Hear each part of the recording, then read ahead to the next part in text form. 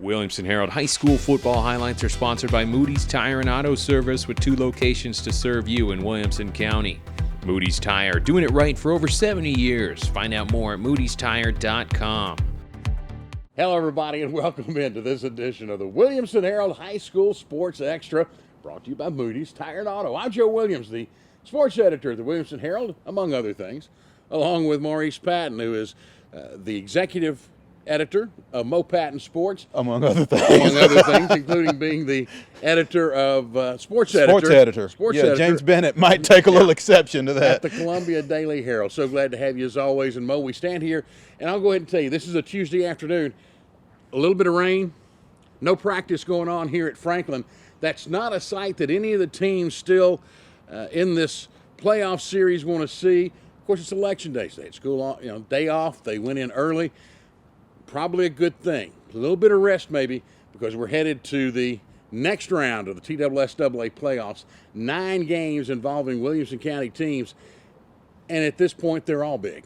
Oh, absolutely. And, you're in the second round of the playoffs. Obviously, it's a win or go home situation. You're looking at some teams who have had some really nice seasons, and they're certainly not ready for them to end at this point. Let's start taking a look. We're going to go to the west part of the county first, where Fairview, one of 2 undefeated teams, the Yellow Jackets 11-0, hosting 9-2 Goodpasture. Goodpasture could be the last hurrah, if you will, in Division I for these guys. They've been in Division II as an independent school out of Madison. They went into Division I. Next year, they go back to Division II. So there's a little bit of hope in Williamson County that this is their last Division I football game.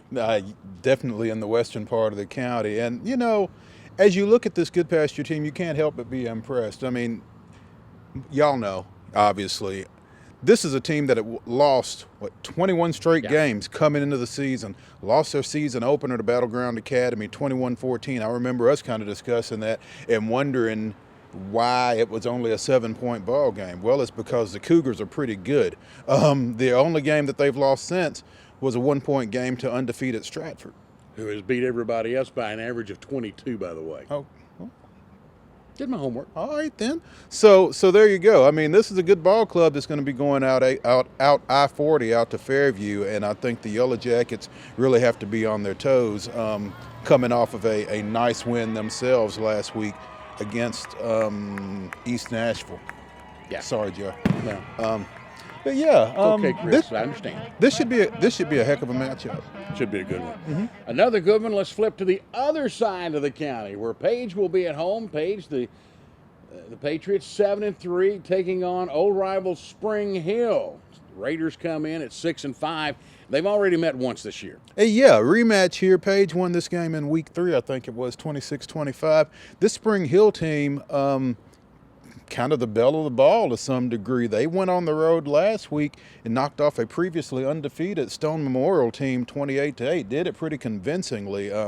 Jay Emmons, a former assistant over at Centennial, doing a nice job down there at Spring Hill, and got these guys playing with a lot of confidence right now. Let's talk a little bit about teams that have to travel, Maurice. The first one we'll look at, maybe the longest road trip this week, and that's Brentwood. The Bruins at 7-4 having to go to Memphis Central. Memphis Central 10-1. Only loss they've had this year, their season opener, to a still undefeated Memphis University school in Division II AA, the big boy division, if you will, on that side. Right. And interesting to remember, though, the Bruins went to Central last year, a heavy underdog, hung 55 on them and came home with a win. You just can't count a Ron Crawford team out, Never. I don't think. And if you've not played them, I think they're tough to prepare for, and I think you kind of overlook. You can look at a lot of things on film. You can't see heart necessarily, and Crawford's teams always play hard. And right now with Carson Shacklet doing what he's doing at quarterback, I think this is a team that's going to be a tough out. They really played awfully well over the second half of the season and into the playoffs. Big win last week, and wouldn't be surprised if they go down to Memphis and get another one this week. I'm not sure I'd be surprised either, quite frankly. Speaking of going a long distance, this time they got to come this way. Henry County plays at Centennial. Another set of Patriots. They're 6-4. The Cougars 10-1. And I think, a couple of weeks ago, Centennial went down there, beat them. All the emotion Coach Matt Kreisky and his brother grew up there with their dad coaching. Executive Principal Lee Webb is from down there. There's even a Franklin connection here with Coach Donnie Webb. I think all that's gone now. Now it's a matter of strictly business. The emotion's finished. They got to win this to keep going, and I think that's what the Cougars are planning on doing. And I think there's a lot of emotion on the other end as well, because Centennial has now beaten Henry County 3 straight times, and they're not used to that. No, nowhere in their history. No, they're not used to that. James Counts Jr., that program, they're not used to losing to anybody 3 straight times. So this is going to be a wounded Henry County team coming in here. Centennial has got to be ready to match their intensity, I think. I don't think that'll necessarily be a problem, but at the same time, I think that's something that they have to be prepared for. This is going to be an angry Henry County team coming in here Friday night. And another thing that may play into that, Henry County may feel like this is their last chance to get that revenge, as with a new classification, whether or not Henry County will wind up in the same region, who knows? Right. But you wouldn't think so. Of course, we didn't think they would when we reclassified 4 years ago either. And it's kind of unfortunate because Henry County is kind of in that neither fish nor fowl type situation. They are the largest school up there in eastern Northwest Tennessee. Yeah. I mean, it's if you look at where Paris is on a map, there's nobody else around them in Tennessee that's nearly their size. I mean, they could play into Kentucky maybe, but it's just an odd situation, has been for years. I've sat at a lot of TSSAA reclassification meetings and what to do with Henry County, whether to play them into Clarksville and down 24, whether to play them over into West Tennessee is always a dilemma. And here in a few weeks, I don't imagine it'll be any different. Staying in Class 5A, the next big contest, another rematch, if you will. Let's go down to Thompson Station, where the 11-0 undefeated Independence Eagles will be hosting the Burros of Hillsboro. So many stories here.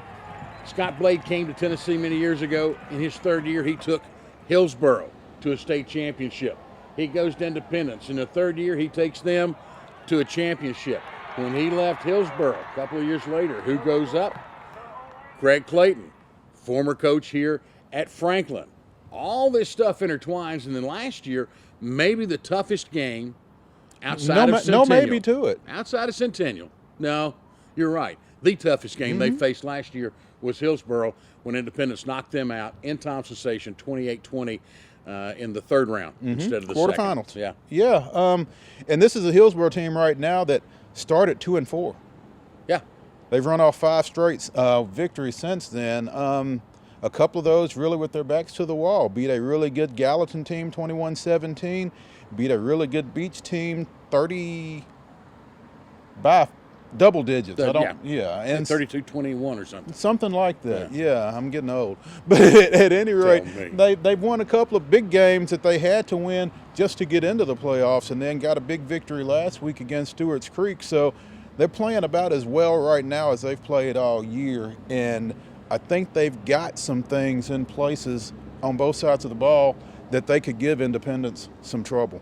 Toughest assignment of the week may go to the Ravenwood Raptors again. 6-5 got to go to Mount Juliet. The Golden Bears 9-2, and they're looking for a little payback of their own, because the only blemish on their Region 3 6A mark, a 12-7 loss, 4 field goal loss, if you will. Yeah. To Ravenwood early in the season, and I'm sure that's weighing on their minds. Oh, no question. Trey Perry has talked to his team about that a bunch, but at the same time, I think this Ravenwood team feels pretty good about what they were able to get done in the opening round of the playoffs. Almost 500 offensive yards in their victory. First playoff victory for Richie Westman in his first year over there. This team's kind of had some ups and downs. Feel like they've gotten some things ironed out with that road win last week, and think they're ready to go over to Mount Juliet and do what they've done once already this year, yet again. Would love to see them start again the way they started last week. Carter Nelson going 80 for a touchdown on the first play of the game. That didn't hurt anything. That doesn't hurt anything, and that, if you are an opponent such as a Mount Juliet and you see that kind of gets your attention right off the get, obviously. Another contest in 6A will happen right here. The Rebels hosting Memphis White Station. White Station, the Spartans come in at 7-4. Franklin at 9-2. And Donnie Webb's got this bunch on a bit of a roll. He's got a 2-quarterback system that has worked all year long. He's got a defense that has been absolutely smothering. You know, I think a little bit Franklin may not have gotten the respect throughout the season that they've earned, and I think that's okay with Coach Webb right now. I think you're right. I think he kind of likes that, running under the radar a little bit. And this is a White Station team that's going to really grow to hate Williamson County because they came up here against Ravenwood last year with a really good ball club, had a kid who was a mid-year enrollee at Oregon, as a matter of fact, and had their season ended. So, you know, these trips up I-40 haven't been too kind to White Station, and we're hoping the Rebels can make it not kind again this week. Say, one more wouldn't hurt our feelings, would it? Nah. Not at all. The other 2 games that are left, I told you there are 9 this week, and that's in Division II. In Division II, Single A, University School from Jackson, 8-3, comes to BGA, 8-3. These 2 teams met earlier in the year, right in the middle of BGA's lull, if you will. That's a good word for it. Yeah. Lull. This game in Jackson, 45-something. I know there were 5 touchdowns scored in the 4th quarter. This was a quarterback slinging dream. Oh, yeah, absolutely. You know that USJ is going to sling it with their first-year coach, Rusty Bradley, who came over there from CAK, where he had Charlie High and that high-powered offense in 3A. And BGA, Drew Martin, has done a nice job for them. Like you said, that was kind of in the middle of their lull. They incurred some mid-season injuries that they had to kind of regroup from. I think that final was like 52-45. That's what it was, yeah. Yeah, and BGA had been in control, and then all of a sudden they weren't. So I think they'll have a little bit better feel for what to expect out of the Bruins this time around. You know, Rock Batten, the defensive coach, he didn't like giving up 52 points, and I would. No. If you were going to bet on a high school game, of course, for entertainment purposes only. There we go. But I'd bet that they don't give up 52 Friday night. Yeah, I'd have to go along with you on that one. Final game we're going to look at, Brentwood Academy looking to defend their Division II AA title as the Eagles 7-2 will host McCallie at 7-4. Backstories here too. McCallie's coach Ralph Potter left McCallie, came to Brentwood Academy, left Brentwood Academy, went back to McCallie. It's been long enough that I think most of, let's just say there's a backstory there. And let's leave it there because these 2 teams will take it on the field anyway. Oh, yeah. And this game just took place a couple of weeks ago as well. So you've seen a few rematches here in the second week of the playoffs. And I think Brentwood Academy, they had the off week last week. McCallie had to play. They defeated Father Ryan. But, again, they just played each other to close the season a couple of weeks ago, so they're pretty familiar with each other. They should be. And this, like I said, not the first time these 2 have met. The interesting thing to watch here is going to be just how many points will Brentwood Academy score if they can. As many as they can. I mean. Yeah. As many as they can. Jeremiah Oatsfall, if he gets loose, he could put a big number up there. Mr. Football semifinalist for the 2nd straight year. Congratulations, J.O. Among other guys. Yeah. Matter of fact, 2 others. Thank you. We were headed right there, as a matter of fact. Hey. Congratulations to our Williamson County Tennessee Titans Mr. Football semifinalists announced earlier this week. One is Jeremiah Oatsfall in the Division II 2A back category, and a couple of linemen also included. In Class 5A, it's Eli Katina from over at Centennial, and from right here at Franklin in 6A, it's Big Max Ray. This is a good thing.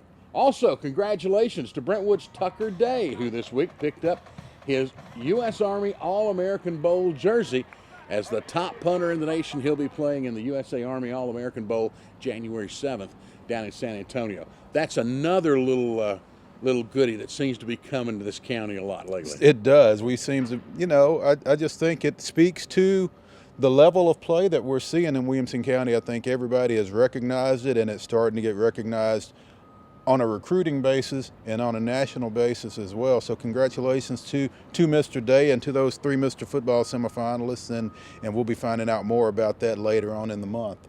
9 teams play this week. We're hoping 9 teams will play next week. If they do, however, that group will be whittled down because there'll be a bunch of them seeing each other, but we'll talk about that then. Let's just hope for good things this Friday night. We want to thank you for joining us for Charles Pulliam behind the scenes and the man, Maurice Patton. I'm Joe Williams. Thank you so much. We'll be around Friday night. Follow us on Twitter, and we'll see you next time on the Williamson Herald High School Sports Extra.